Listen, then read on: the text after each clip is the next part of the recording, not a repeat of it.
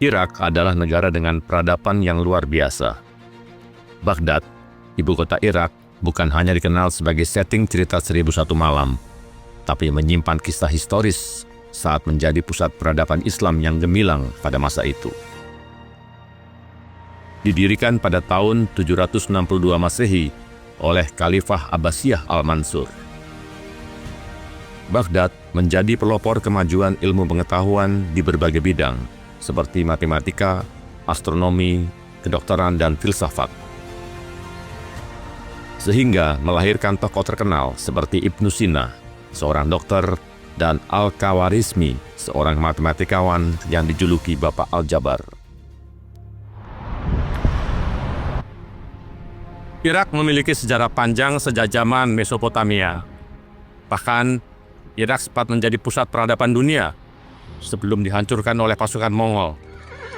Ketika bangsa Mongol menduduki Baghdad, mereka mengambil dan membuang seluruh buku-buku ilmu pengetahuan dari kota Baghdad dan dibuang ke Sungai Tigris. Sehingga Sungai Tigris berubah menjadi hitam warnanya karena lunturnya tinta-tinta dari buku-buku tersebut.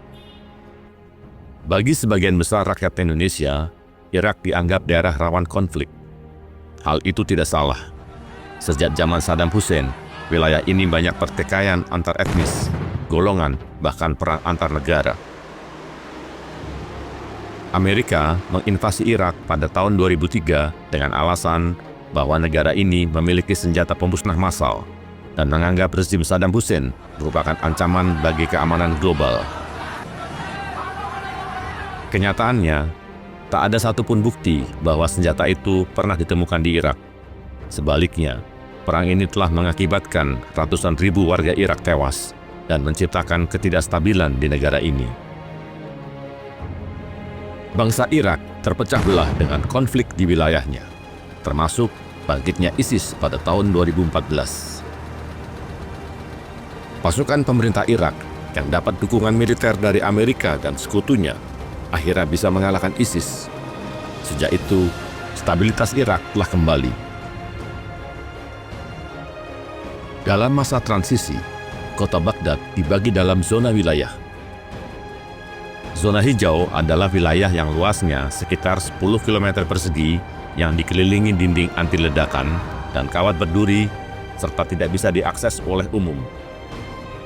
Ini adalah wilayah Green Zone atau zona hijau, di mana banyak gedung-gedung pemerintahan, kedutaan besar Amerika, hotel-hotel, dan kantor-kantor pilihan.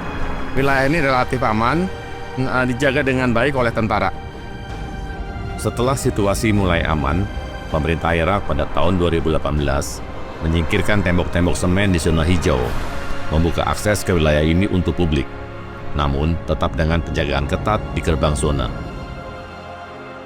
Saya sempat dimarahi petugas hotel karena keluar dari zona hijau untuk jalan-jalan ke berbagai wilayah di zona merah. Alasan mereka, siapa yang akan bertanggung jawab jika kami diculik milisi? Banyak kelompok milisi di Baghdad, salah satunya milisi Syiah, yang seringkali berafiliasi dengan Iran. Kelompok-kelompok ini memainkan peran penting dalam konflik Irak, termasuk pertempuran melawan ISIS.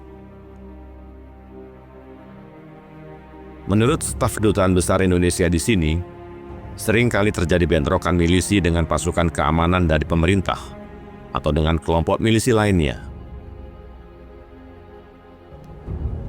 Baghdad adalah tempat di mana masa lalu dan masa kini bertemu, menciptakan pengalaman yang tak terlupakan bagi para pengunjungnya.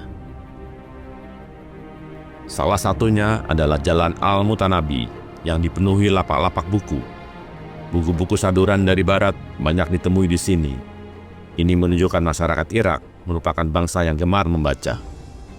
Saya berada di Al-Mutanabi Street, sebuah tempat pertemuan para seniman, penulis, dan juga sekaligus pelukis. Dan di sini kita lihat banyak kejual buku-buku, dan rupanya di sini menjadi salah satu oase dari sastrawan dan para seniman di Baghdad. Di sekitar distrik ini, banyak bangunan lama yang masih eksis dan berbaur dengan bangunan baru. Beberapa dijadikan kafe atau toko-toko untuk menarik pengunjung. So, this is my friend, my new friend, Anya from Iraq. Can you explain about this place? Yeah, for sure. This place an old Baghdad house, okay, and this was like traditional Iraqi, and look to the walls, doors, windows. Dekat sini terletak Cafe Shah Bandar, salah satu kedai kopi tertua dan paling terkenal di Baghdad, Irak. Saya berada di sebuah kafe namanya Shah Bandar, didirikan kira-kira tahun 1904. Awalnya bermula sebagai kantor berita atau tempat percetakan. Kemudian direnovasi menjadi kafe pada tahun 1917 dan berdiri sampai sekarang dan salah satu tempat rujukan untuk mencari kopi yang enak di Baghdad. Mari kita masuk.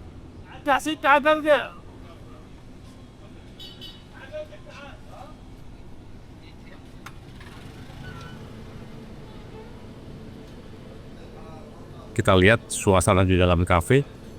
Banyak sekali foto-foto lama yang dipajang di sekeliling dinding. Dan banyak orang duduk, ngobrol, seperti di warung kopi. Bangunan kedai kopi ini menjadi pusat budaya dan intelektual, serta dianggap sebagai salah satu landmark warisan terpenting di Baghdad.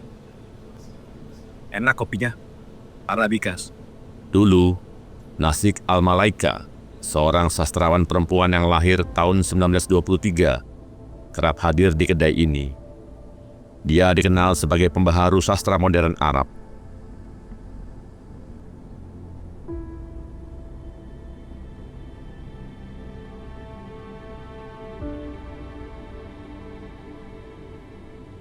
Warga yang saya lihat di Baghdad sangat senang duduk bergerombol di kedai kopi, termasuk perempuan-perempuan yang menikmati kebebasan. Setelah invasi Amerika dan kejatuhan Saddam Hussein, Irak memasuki alam demokrasi, di mana kebebasan berpendapat menjadi sesuatu yang baru bagi masyarakat Irak. Ini adalah At-Tahrir Square, sebuah lapangan yang besar di kota Baghdad dan disebut sebagai lapangan demokrasi bagi masyarakat Iran. Di sini banyak orang unjuk rasa dan tempat orang menyampaikan ekspresi pendapat.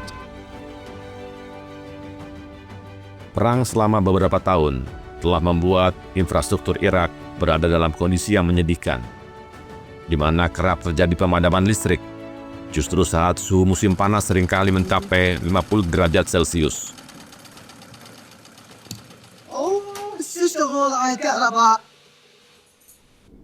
Wah, mati lampu. Banyak kantor atau toko memiliki generator sendiri. Sementara ada juga beberapa rumah tangga berpatungan mengelola generator untuk menjaga agar lemari es dan sistem pendingin udara tetap berfungsi.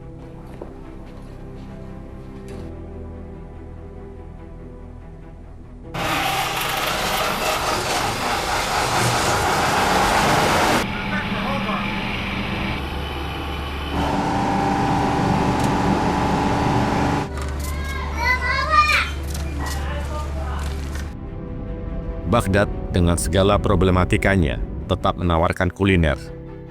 Jangan lupa untuk mencoba masguf, kuliner khas Baghdad di warung-warung pinggir jalan kota.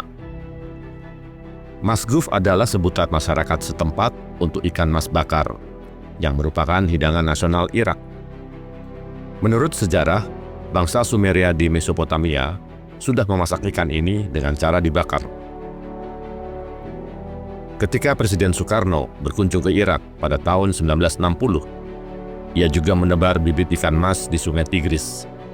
Bung Karno disambut sebagai pemimpin Asia Afrika. Ikan mas ini dipelihara di sepanjang Sungai Tigris dan dipanen ketika ukurannya mencapai berat sekitar 2 kg.